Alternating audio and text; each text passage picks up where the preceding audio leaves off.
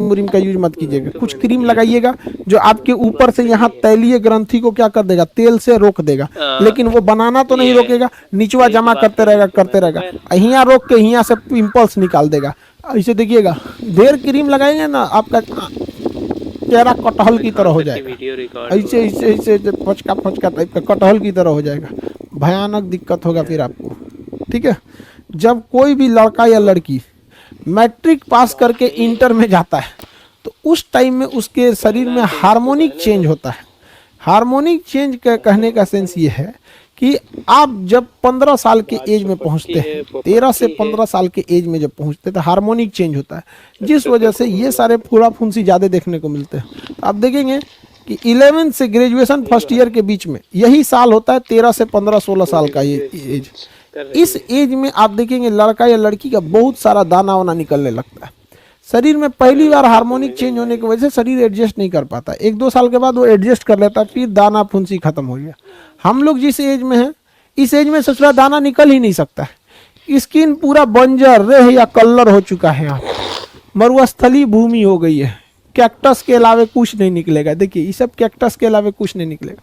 लेकिन जो नए यंग लड़के अभी अभी मैट्रिक इंटर पास किए हैं, अभी उनका स्किन एकदम जलोढ़ मिट्टी है, समझ में आ गया, वो भी एकदम खादर जलोढ़, नवीन जलोढ़, कुछ निकल जाएगा।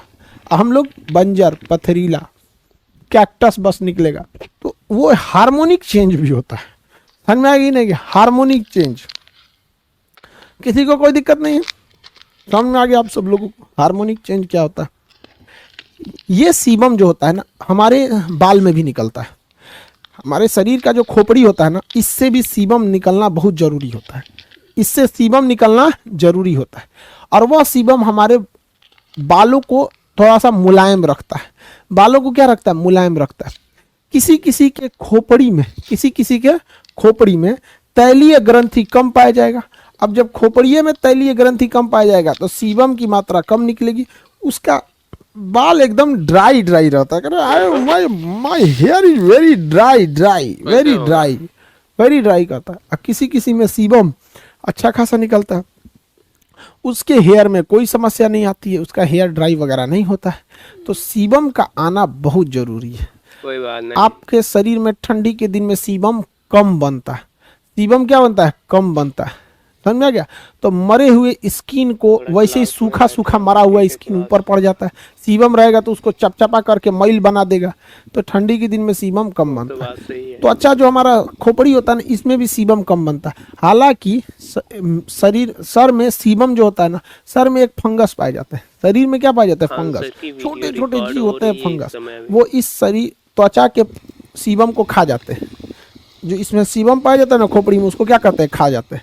और खाने के बाद जब वो बीट करते हैं, यानी जब वो लेट्रिन करते हैं बीट, तो उस बीट को ही हम डेंड्रफ कहते हैं। क्या होता है, डेंड्रफ। तो देखते होंगे डेंड्रफ बहुत ज्यादा हो गया, इसका मतलब डेंड्रफ नहीं है, वो डेंड्रफ वेस्ट पदार्थ है। बीट है किसका, फंगस का। इसका मतलब डेंड्रफ है तो आपके शरीर में फंगस ज्यादा है, अब फंगस खा रहा है ज्यादा, इसीलिए डेंड्रफ ज्यादा वेस्टेज में निकाल।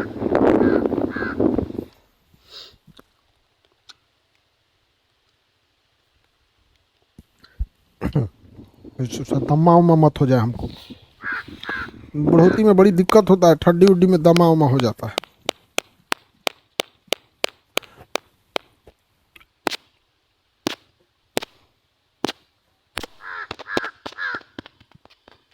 आगे बढ़े।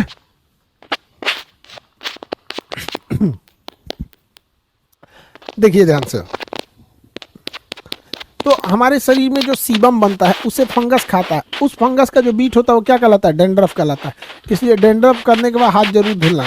ये सब चीज़ें जो होती है, फंगस वगैरह इसमें ज़्यादा होते हैं, समझ आ गया।